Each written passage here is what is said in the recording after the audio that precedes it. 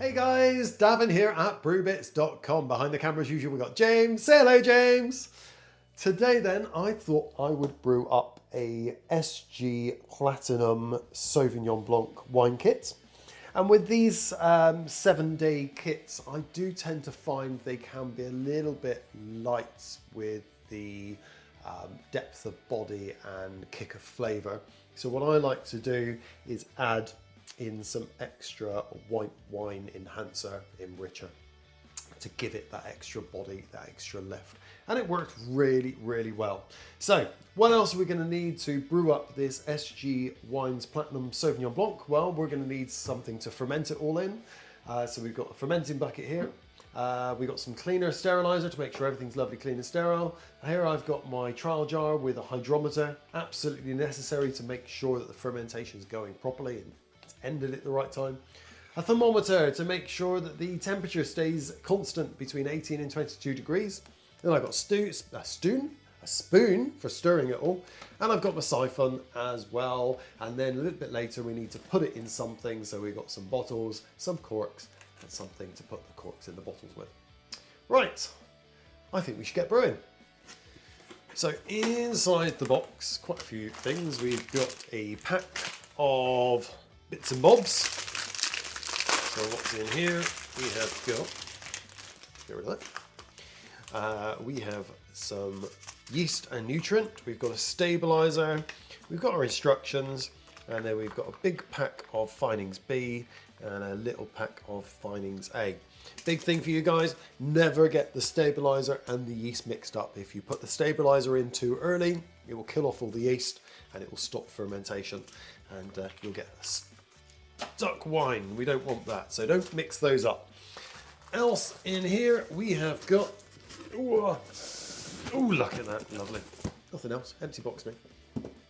We have got a big bag of grape juice, lovely thicky gloopy grape juice. So down here I've got my bucket.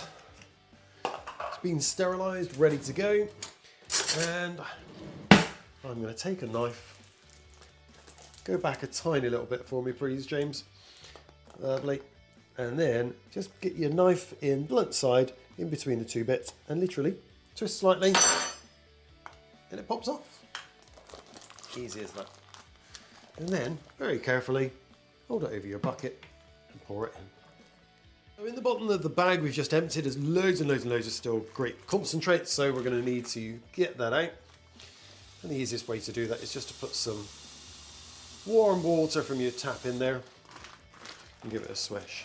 Now, when you read these instructions saying using warm water, if you've got a condensing boiler, brilliant. It uses tap water on the mains pressure to heat your hot water. However, if your hot water is run by a tank in the roof, don't use your hot water like we're using here, because if you've got a tank in the roof, anything can get in there, from small little things like wood lice to big things like mice, rats, birds. Ugh, horrible things. So the next thing we're going to add is the white wine enricher, and I've got a litre here. There we go. Ooh, that's lovely. And literally just going to pour that straight in. Now, because we're going off of recipe, this may no longer be a 7-day wine kit. So this is where we will really need to use the hydrometer to make sure that the fermentation's finished before we move on to the next steps. All right. Now my spoon is some way over here, so I'm going to give that a good stir. Mix those two together. And into my sink this goes to make my life a bit easier. And now I'm going to top this up to 23 litres, 5 gallons, with tap water that's about 20 degrees. So I've topped it up to 23 litres, and now we need to give it a really good stir to mix all that concentrated grape juice in the bottom with the water at the top. So I've taken a reading with the thermometer and it's coming out at 21 degrees C. Perfect. And I've also taken a sample in our trial jar so I can get the SG, and it's coming out at 1.094. So that's going to come out about 12.5% if it ferments to dryness. So in that goes. And then the next thing we need to do is get our sachet of wine and yeast nutrient. Pop that open. Sprinkle this on the top. Now, because this is a mixture of wine and yeast nutrient, we need to give this a good stir in to make sure all that yeast nutrient is incorporated and mixed and dissolved into the wine. So a really good quick stir in like that. Right, now the lid goes on. Now, if you've got a lid with a airlock, fantastic. I don't, so I'm just going to lift one side of my lid up ever so slightly. And this is going to go into my warm place at 18 to 22 degrees C for 5 days. And then I'm going to check the SG with my hydrometer. And if it's below 1.000, ideally around 0.996, then we're going to move on. If it's not, we'll give it a few extra days. And that's just because we've added the extra bottle of wine enricher. And if you haven't done that, then fingers crossed, it should be done in 5 days, but still check with your hydrometer just to be safe.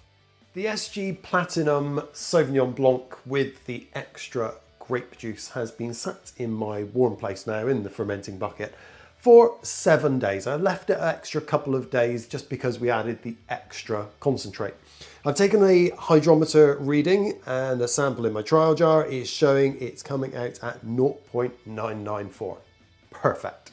So come on in, James, and have a look at this because it's settled down. It's really fizzed right up and it's settled right down. So we're ready to move on. Now down here, I've got a carboy. You can use a carboy or you can use a second bucket. I like to use a carboy so I can see through and exactly know what's happening. And then here I have got my simple siphon. And as always, in it goes. Quick suck on this end. Ooh, get the flow going and get it down in to the bottom to avoid splashing. Now, I know as many people will say, I'm just going to tuck that under there for the moment to keep it in place. Why do you suck on the end? If you don't want to suck on the end, get yourselves one of these. This is an auto siphon. You can simply drop it in, a couple of quick pumps like that, and it flows down through as easily as well. But I prefer to use the simple siphon. Right, this is going to take a little bit of time to siphon down through. So whilst it's doing that, I'm going to enjoy a glass of blackberry wine I made just over a year ago. Down in the bottom of the bucket, there's going to be a lot of sediment of dead yeast and stuff like that. So with your siphon, don't disturb that at the bottom. Just follow it down. Come on in, James, have a look. Because you'll see, I don't know if you can just about see the siphon there. I'm only just below the surface. And I'm just going to follow it down as the wine drops. So as you get further and further down, I like to tilt my bucket so that I can get as much wine out and leave as much sediment as possible. And we are there. So when you lift it up off the floor, it is really heavy, so be careful. But look at the colour of this. This is gorgeous. I think if I made a craft beer, a nice American West Coast IPA, I'd be really happy with this colour. But it's not going to stay this colour for very much longer. The first thing we need to do is, because the yeast have been so active in here, it's created loads and loads of carbon dioxide, and you can still see it bubbling up to the top. Now, this isn't the yeast still working. This is carbon dioxide that's been dissolved in the wine and now needs to be knocked out of suspension. It's like when you open up a can of Coke and you get loads and loads of bubbles. It's a bit like that. So you can see if I just twist it, these are all the bubbles that are stuck to the side and they fly it through. So there's a couple of ways you can degas it. If you're feeling really energetic, you can give your carboy a big swirling, swirling, swirling. Does fizz a bit, not really that effective. You can take a sterilised spoon, you can pop it in the top, and you can get a good action going, and you can get a really good stir going on. And this works really effectively. And you can go for 30 seconds one way, and then 30 seconds back the other. And that, oh my goodness, that really then kicks it off and helps knock the carbon dioxide out. However, again, the amount of time it's going to take you an effort to do it. So back to me a second, James, because I've got one of these. This is a whiz stick. Whizzes round, see? And all we do, I've sterilised it already, drop that in, and gently to start off with, to get the wine moving and the carbon dioxide kicking out. So what we're doing here is we're knocking the carbon dioxide out, and we're being very careful not to introduce any air into it. So what we don't want is we don't want to create a massive vortex. Come back a second a bit, James. What we don't want to do is create a massive vortex that's pulling air down to the bottom here, because otherwise the air will contain some bacteria called acetobacteria, and they can turn your wine to vinegar. We don't want that. So nice and gently. And this is going to take about 10 minutes, about a minute one way, a minute the other, a minute one way, a minute the other, until all that carbon dioxide has been knocked out. I've been degassing for about 10 minutes, probably a little bit more. And so now it's time to add the pack of stabilizer. And you only ever want to add this pack of stabilizer once you have checked the SG is at the right mark. If you add this too early, you are going to end up with a wine that's way too sweet. So you must check your SG. Right, so in that goes. The stabilizer in here is going to kill the yeast, and it's also going to prevent any oxidization. So if we did accidentally get any air into that, it's going to grab hold of all that lovely oxygen, and that's going to then keep this lovely color as it should be. So another quick whiz for about a minute, and that's going to get all of that stabilizer mixed in thoroughly to the wine. So it gives it another opportunity for you to degas it, and there is still loads of gas coming out now. Some of that might still be some residual carbon dioxide. Some of it is going to be because of the stabilizer we've put in, which actually gives off the gas anyway. So what we need to do now, so we need to put the bubbler and bung in with some solution in here so that it protects it. Right, so now we need to leave this for an hour. If you want to leave it for a little bit longer, you can leave it up to 48 hours. But if we're trying to do it as quickly as we can, it's going to be an hour. It's been an hour since I added the stabilizer. So now it's time to add the small pack of finings A. I know it doesn't look very much, but all this is going to be doing is attracting all the particles that are floating around in the wine and making them all clump together and dropping out of suspension. Oh, let's go that way. There we go. So it's not very much.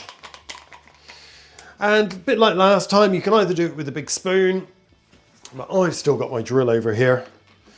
And it's another excuse to do a tiny bit of degassing at the same time as well, just to make sure we've got all of that gas out. I think that is all mixed in. So back on the bung and the airlock goes, and we need to leave this now for another hour. So now it's time to add the second larger pack. It's a simple snip of the corner and pour it in. Oh, don't have much room left in the carboy for it. I really don't. Right, I need to get this stirred, and this is going to be quite difficult because there's not really much room to do it. I'm going to need to take some wine out of this and then put it back in a second. So let me go get my siphon. I've taken some wine out. I've put it into a glass so I can put it back in the mow. And now we give a good stir to get the second part of the finings all mixed in. Should probably about do it. Now, what I did is I actually used a siphon, and I got a siphon down to about here, and I took the wine out from about this depth, so I didn't lose any of that finings from up in the top. So bung goes back in, and this now goes in a cool place. So in a corner of a room that it won't be disturbed now for the next 48 hours.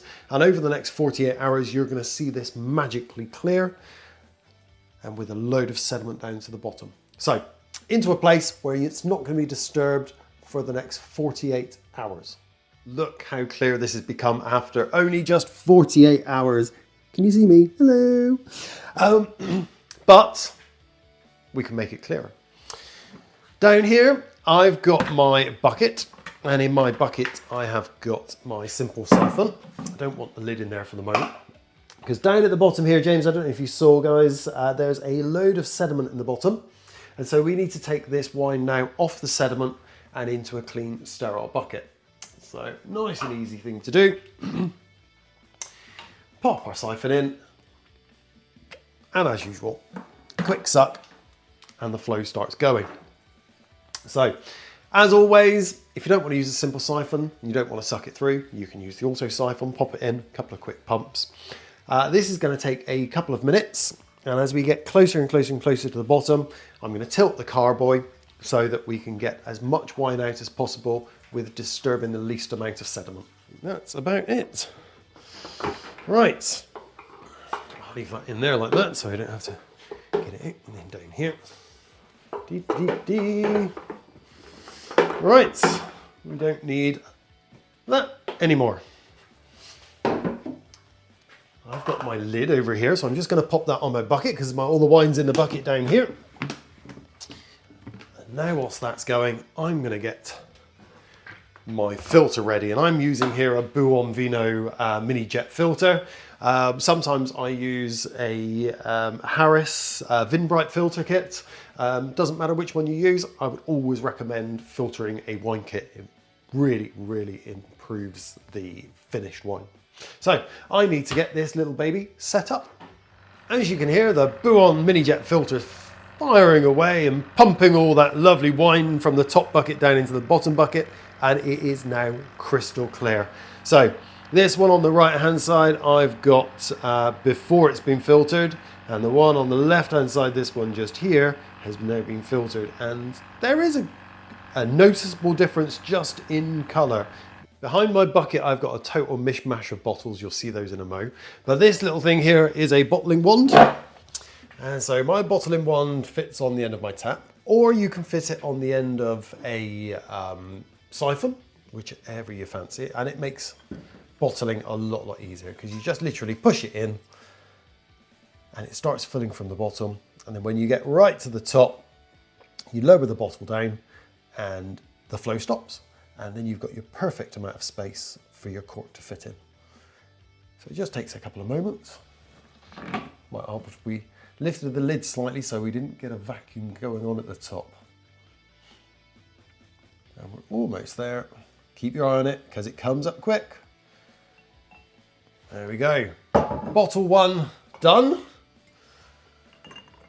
Bottle two, and loads more to go. So over here in my saucepan, I've had some corks boiling with some sodium metabisulfate, only 1/4 teaspoon and about a pint of water, that was all. Just so that kills any bugs or anything like that that's on the corks.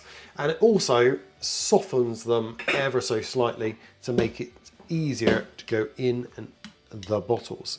So here I'm using my 3-handle corker, and I've got a tea towel on the top just to help it stop the bottle slipping, and in the corks they go. So that's it. That is the SG Platinum Sauvignon Blanc wine kit with an extra litre of grape juice concentrate. All of them bottled up. So all I need to do with these now is create a nice little label. I'm going to probably put a shrink cap over the top of these to make them look a bit prettier. And then these now need to go lead down, well, need to stand up for 48 hours to allow the cork to set. And then they need to be lead down and kept somewhere nice and cool for the wine to condition. Now with these kits, Yes, you can drink them straight away if you so wish to. But I do think that if you leave them in the bottle led down for at least a month, they improve massively. If you can leave them for 6 months and then start opening them, you will have a cracking bottle of Sauvignon Blanc. It's really, really easy to drink. I'll do a taste video on this in the next few months, just confirming that it does taste as good as I'm saying it does. But for now, if you've made a Platinum Sauvignon Blanc and you've done anything different to me, then down in the comments below, ask any questions, let me know what you've done and how yours has turned out. Or if you want to be able to know how to make it even better still, or if you want to know about the filters and everything like that, that will be all down in the comments below and there'll be links to them on our website.